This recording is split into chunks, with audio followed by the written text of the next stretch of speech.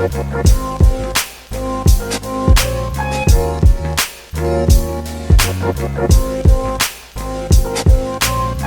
Kemp. So back in April of this year, Commissioner Calvert led the charge to designate money for this project because he saw the need for food insecurity in this area and all over San Antonio. And I want to thank him for pressing us at every turn and every day to make sure we delivered. And again, I say that jokingly, but if we don't have someone behind us saying this is important, we need to have it done, we need to work hard, it doesn't become a priority. So thank you for making this a priority for us. So I want to recognize some of the team members that made this happen today. Deborah Dockery Architects back there, and Edgar Sanchez that works for her, thank you. She also, her civil consultant as well, Brian Mask with Dunaway, Jennifer Meld, and Meg Greenfield. I don't think they're here today, but Dunaway's done a fantastic job with us. Perfect timing with the train, so I speak a little bit louder. Again, JAM Civil Construction, Mandy Torres, Joseph Allen, thank you very much. So again, JAM has been the only contractor out here. We bid 2 phases and he won both of them, and I think he's dedicated to delivering this project because he was really eager to get started, so thank you very much. Pete Ballard with ProVigil and Roy Baring with Texan Sanitation Services have everything set up here today. Again, we'd like to thank Bexar County staff, Patty Torres with the purchasing office that helped us get this expedited and bid, Jonathan Priest with the purchasing department as well. I know they're not here today. They're busy doing more and more bids and soliciting more work for us. Teresa Applemoon, the auditors department. And then I'd like to personally thank Jesus Escamilla on my staff, our project manager. He took this as a personal mission for himself to deliver this and make sure that it was ready for today. I think he still has dirt under his fingernails, to be honest. Right? So thank you, Jesse, for that.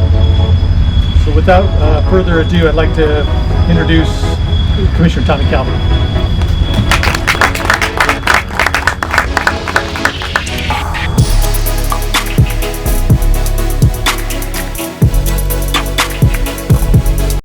40% of food in America is never eaten. Because the fight isn't over yet. You will see me choose to protect my community by wearing a face cover. And even with my face covered, you will see me. As a son. As a man with a never quit attitude. As a fighter for change. Join me in wearing a face cover. To help stop the spread of the coronavirus. Because this is one small act of kindness that has the power to make a big difference.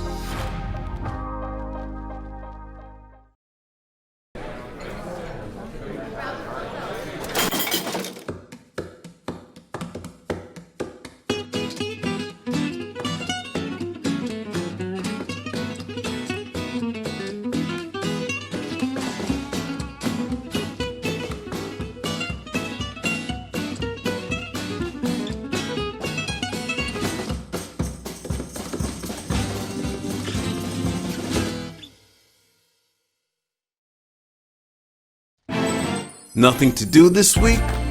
Don't miss another event. Go to blacksinsanantonio.com for our event calendar. The home of the largest business directory in San Antonio with an African American focus. Sign up today for our weekly e-blast and text message alerts. Help us make this a better community. Connect, empower, grow. Today is a day of thanks, celebration, and dedication. 7 years in the making. We are here in part because this community was neglected by the powers of this city and this county. Today, we open a new era of investment in the notion that all people in Bexar County will be treated with dignity. These grounds were once known in the neighborhood as the Goonies. The Goonies because this land between the tracks and the school was overgrown and an eyesore. And thanks be to God and the voices of the people of God who asked Judge Wolf to do something about this particular Goonies, we are officially renaming the Goonies the Greenies.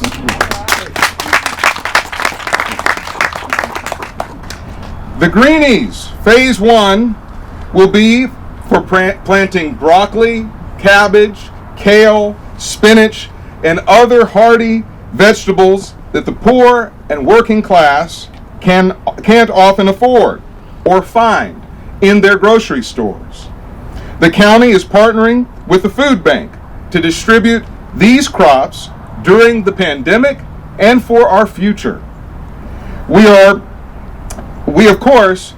I was concerned about supply chains of food, as we saw in our country, places not able to get out the food, and we look at what the potential problems may be in the pandemic. We saw that certainly people were in massive needs. We made national news at the Alamo Dome because of the huge lines of people in this pandemic who were unable to afford food for their families. I wanted to ensure that Bexar County didn't have to rely on food from Arkansas or from California or from Florida, but that we would have a harvest made right here in God's country in Precinct 4.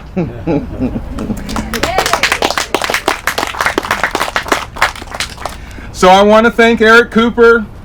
I want to thank you and your team, not just for what you're doing today and in the future, but thank you for what you've been doing in giving not only food, but hope, giving comfort. Give him a big round of applause. His team's been outstanding. Mario, thank you, brother. This is the day the Lord hath made. Let us be glad and rejoice in it. Many obstacles were put in the path of progress, but prayer and perseverance were the keys to prosperity we are bringing today. I have to give acknowledgement today to both Commissioner Atkinson, Tommy Atkinson, and Judge Wolf for this project. Some of you may remember that Commissioner Atkinson, who's here, I'm giving you, hey, I just noticed, thank you, buddy. Thank you, brother. I'm giving you credit because, of course, this project came about because you decided to run for county judge. And that pressure led Judge Wolf to commit to the people this project. Elections do matter, Commissioner Atkinson. They do matter. Yep. So out of conflict, we can bear fruit today. That's one of the lessons, that elections do matter. And I want to thank the entire Bexar County team.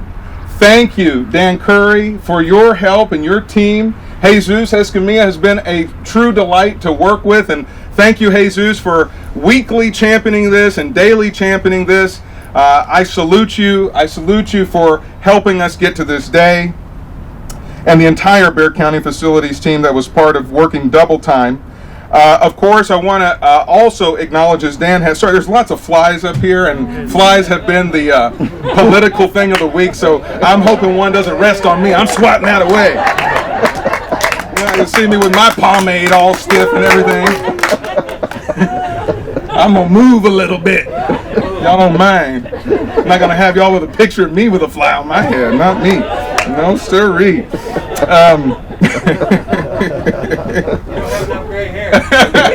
Yeah, this job will give you gray hair, so you already know.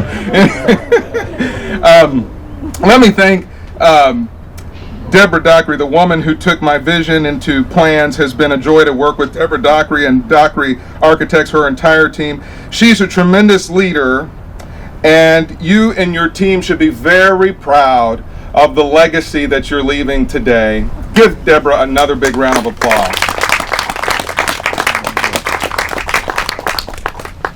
I know, Nelda, you and your team never thought this day would happen, but I told you I don't give up. And just be patient with us. And of course, I want to thank your entire team for their patience, And I wish you Godspeed, because you've got important work that will be done through the pandemic and beyond. And guess what, everybody? The future that they will be teaching, that your team, Michael, will be teaching, as you'll talk about after I finish, is amazing. To learn to live off the land. Mom will tell you that she, of course, I want to acknowledge my mother, Dr. Val Calvert Grant. Thank you very much. And my father, Big TC, back in the car over there, watching over us in the back. Mom comes from a farming family. We were some of the first settlers in East Texas. We had hundreds of acres of land. And so she taught me gardening and farming at a very young age. I landscaped the entire house growing up. And it taught me great work ethic. It's part of the reason I'm such a hard worker, was learning to, get in 100-degree heat and harvest and do all those things. It was great for me. The spankings were also helpful to me too, Mother. Thank you. Get me out of jail. Anyway, and so I really believe in my heart and my soul in the value of teaching generations to come about learning to live off the land and that hard work and the blessings that come with that kind of harvest. It's a wonderful thing for people to learn. And so the Ag Extension Service of Bexar County will have about 20 employees here working one day. And in phase 2, there will be a wedding center, there will be their offices, there will be an event center for about 300, there will be outdoor classroom space where we can come and get taught how to make certain recipes, fresh fruits and vegetables. You'll even be able to learn how to make honey and beer and wine and all kinds of, sorry, Pastor, I know we're Baptist, but we're a couple blocks from the church, You'll be able to learn everything from falconry to financial literacy on these grounds. Isn't that something? Right here on the other side of the tracks.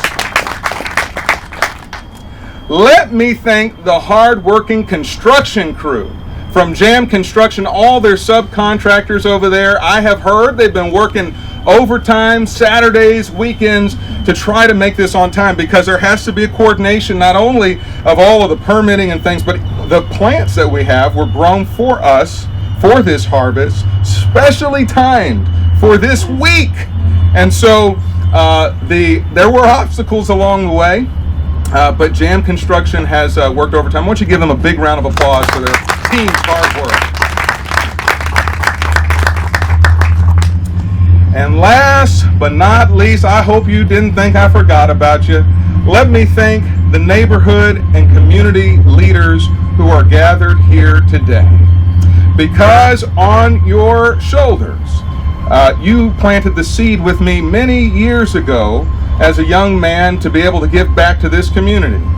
Here in this area of Harvard Place, East Lawn, we fought to shut down places like the 402 Ice House and Hilda's Ice House and the Wheels of Joy because of murders and crime. I cut my teeth on fighting crime, cut my teeth on environmental racism and other things that were plaguing this community, working for jobs, for all people to be able to have access and better education. And so because of your voices, because you never can forget where you come from, we're here today. This is a salute to your endurance of the blight, of the crime, of the issues that have been in this community. And I'm so grateful that my father continues to work with the Department of Justice and West Care Foundation on cleaning up these communities, giving hope to people in these communities. He's been going in the pandemic as much as he could, door to door, to deal with the scourge of addiction that has plagued this community, to deal with the scourge of burglary and larceny that has been ailing this community. And so I thank you all for being the light that shone for so many decades, and the light that will shine again, because mark my words, this urban farm will be a destination place. This is going to be a place where people may come out on patios out here and sit and listen to music and maybe even taste some hill country, or how about Precinct 4 wine that is grown on this particular land, and bring back investment, bring back a new beginning for a community that was often left behind. So to you, the community, for this chapter that we dedicate to you, this chapter of new taking pride in the East Side. Thank you. Reverend Dr. Kemp, I told you before I started, I could not have thought of a better person to bless this day and dedicate the work ahead. Your prayer, thank you for your prayers, your ministry, and your service, both as a physician and as a pastor. Let us dedicate this land to service to others with the mandate we pledge to God to be good stewards of the earth and to our fellow man. Thank you for coming. God bless you.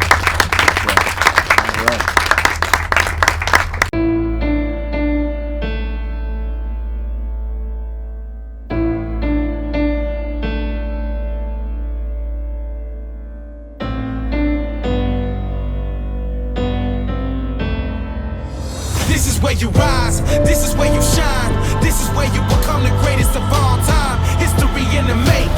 This is history in the making. History in the making. Vote for your life. I work out every day. COVID won't kill me. I'm 24. COVID won't kill me. I have antibodies. COVID won't kill me. It's been a long week. COVID won't kill me. I'm 25. COVID won't kill me. I'm partying outside. COVID won't kill me. I don't need to wear a mask around my friends. COVID won't kill me. I'm 23. COVID won't kill me. If I haven't gotten it yet, COVID won't kill me. I'm young. COVID won't kill me. Famous last words. Don't let them be yours. Socially distance. Mask up, America.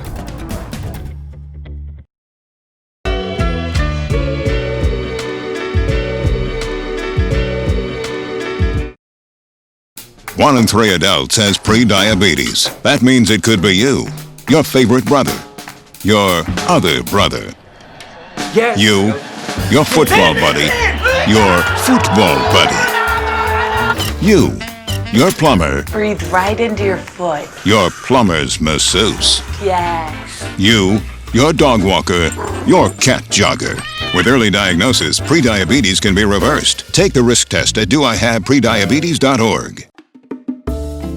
1, 6, or a dozen trees. No job is too big or too small. Booker's Tree Services is a certified arborist and state licensed company. On the ground or in the air, we are here to take care of all your tree needs, from stump grinding, tree pruning, tree trimming, tree removal, and much more. Call the professionals to help manage your commercial or residential needs. Don't let your trees make you nervous. Call for a free estimate today at Booker Tree Service, 210-657-8085. Well, good morning. It really is a tremendous pleasure to be here, and a special moment for all of us in AgriLife, and especially for here in Bexar County on the east side. It was something coming in this morning, thinking of all the different thoughts that were coming to mind as I was driving through from Uvalde, through Medina County and through Hondo, and seeing all of the agriculture, all of the production that for many, many years has gone on there. And to really find myself smiling, thinking about, we're about to bring all this here and let this be a shining beacon. And today, as we celebrate what is not necessarily the starting line, but a waypoint, something where we can stop and look at it and say, look how far we've come and look how much further we're going to continue going. And the possibilities truly are remarkable. The possibilities truly are endless. And I do want to say sincerely thank you, Commissioner. Thank you to everyone who has helped to make this a possibility. Nelda, to you and to your outstanding crew who you'll be introducing here shortly. Thank you so much for everything that you do. It's a very special thing to be a part of the Extension Service. There's a reason a lot of us dedicate our lives to doing what we do. It's that we seek to educate others because we love others. We love people. We're all people in Extension. And that's what makes this so magical, is for us to be able to bring education about life to people. As I've said in some of our other talks, that the first duty that God gave to man was to tend a garden and to take care of a family and to raise up the next generations. To summarize, that's the purpose of Extension. To summarize, when people say, well, you handled so many different things from ag economics to horticulture to viticulture to animal science to youth development to diabetes education, what do you not cover? We cover everything that has to do with life. That's our mission. That's what we do. For over 105 years now, AgriLife Extension has partnered with our commissioners' courts in the state of Texas. And the magic that has gone on for all this time is all of our counties have changed, all of our communities have changed. That partnership has only strengthened. That partnership has only gotten better and better. I'm going to have to learn to talk better with my hands, Commissioner, because you're right. They're a little incessant up here. Most of these flies are kind of small. There was a big one just a second ago came by. I thought he was going to pick me up and take me away. I'm a little fella. But as we're here celebrating today and seeing the magic that happens in this community, the blessing that happens in this community, thank God for what we're seeing here. And Commissioner, thank you for everything that you're doing. This is a very special moment, and you couldn't be thanked enough for this. Make him stand up. There he is. There you go. You did good, Tommy. Well, y'all taught me well, Mom. That's good. That's good. Just like old times. Oh, yeah. This one, Eric? It's one and done. Keep that. Thank you. Thank you, guys. Thank you, Well Eric. done. Appreciate Eric, you. You too, buddy. 5,000 more to go. Nice. 5,000 more? Thanks, David. Thank you, guys. Don't be leaving just yet. Okay. I need the labor. You're doing good. Well, thank you, guys. Thank you, Mike. Appreciate you, buddy. Absolutely. Great talk. Appreciate you. David, Good thing. keep me posted, okay? Come out next week and see how it's coming along. Thank you, Rob. We should be planning by one more, I hope. Cool. More visitors. Excuse me. So y'all's office are going to be like on the other, is it right here? Basically right here, the office building, and then we've got another. Sorry about that. Super excited to be here. This farm, it'll share, it'll give, it'll nourish. And in that spirit of sharing, I just want to thank Mrs. Calvert for sharing Tommy with us. Tommy, you've been a champion and working on the front lines of this pandemic, helping us get food to families. Thank you. I grew up a 4-H kid. I was a future farmer, and crazy how the power of a farm or garden not only nourishes the body, but it teaches the principles of hard work. It teaches we reap what we sow and we sow what we reap, and that there's seasons. There's seasons that are hard, and right now our community is in one of those seasons. But seasons pass. We will get through it, and there's hope. There's opportunity. This farm, the tradition, will not just provide nourishment to body, but it will nourish minds. And congratulations to all of the team at Texas A&M AgriLife, because it's in the teachings of the mind. It's the learnings that will spur continued engagement in what we all need, and that's food. If we forget where our food comes from, we're in trouble. And the opportunity for self-sufficiency and self-reliance, when you think of an urban farm, what it does is it inspires, and it takes people into their backyards for backyard gardens and fruit trees, and the opportunity maybe to have a few chickens, and all of that moves us towards food security. When you think about nourishment, there's a few barriers that get in the way of nourishment, and the biggest barrier for our community is income. How much you make determines how well you eat, and that's an equity conversation, right? We need to be strong advocates for living wages that allow for a household to be sustainable. The next big barrier to nutrition is really geography, where you live. And it's just a shame, right? We know that thought that your zip code should never determine your life expectancy, but it does. But it does, right? And as Commissioner Calvert talked about the East Side, and maybe it's seen as blighted. I almost hate saying that because I know the people, and they're not blighted. They deserve better. I see a city where there's opportunity. The opportunity is equal for everyone. And when you think about geography dictating how well you're nourished, it's because of access to healthy food.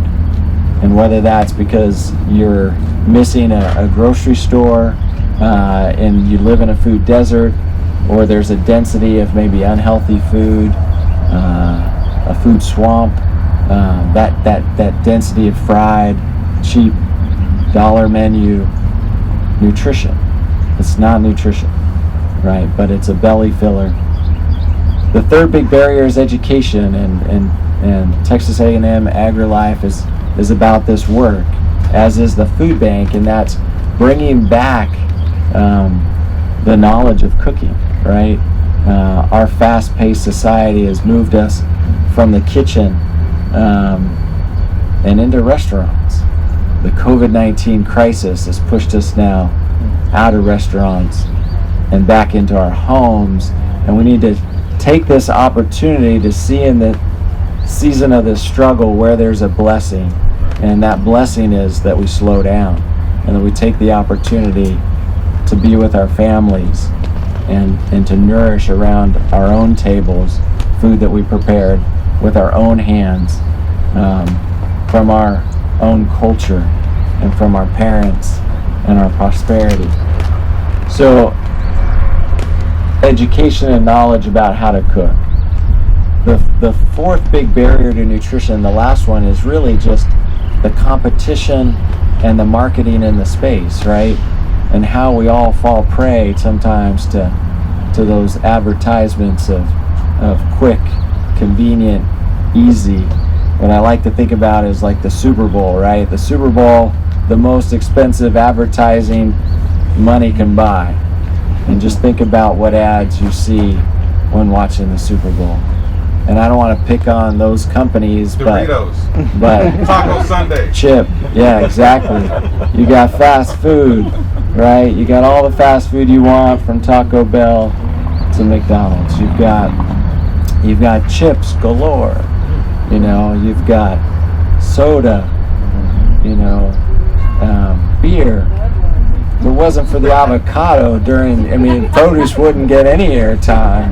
You know, those avocados from Mexico, but biggest guacamole. You know, but produce needs a lobby, right? Produce needs a lobby, and I think again, that's what Texas A&M is all about. It's what the food bank's all about. Is that we need to eat more fresh produce, and so there's an opportunity for you all to join us. Again, thank you, Tommy. Yeah, I mean, just working with the Bexar County staff, Mario Obledo. We've got lots of distributions, but I wanted to highlight a distribution that's happening next week on Tuesday, October the 20th, at the AT&T Center, Freeman Coliseum, in the Ag Barns, right? There's a drive-through pop-up distribution where about 10 tons of fresh produce, fruits, and vegetables will be delivered to families on the east side to better nourish them. And so please come out. There's always an opportunity to serve, to share. Again, getting back to that message, we're all made better when we give, when we share, when we're selfless. This pandemic has taught us the need to do more. I don't believe we're going to solve hunger with a canned good. We're going to solve hunger with a community of increased compassion, a community that is mindful that everyone needs to thrive, that we need to be more equitable, we need to be more diverse, and we need to be more inclusive. Tommy said, I think, when we talked about the revitalization of the east side, maybe it's not about the gentrification, but it's about the electrification. the lighting up of those that have endured the hardship should see the spoils of success. Congratulations on your success. God bless us all. Thank you.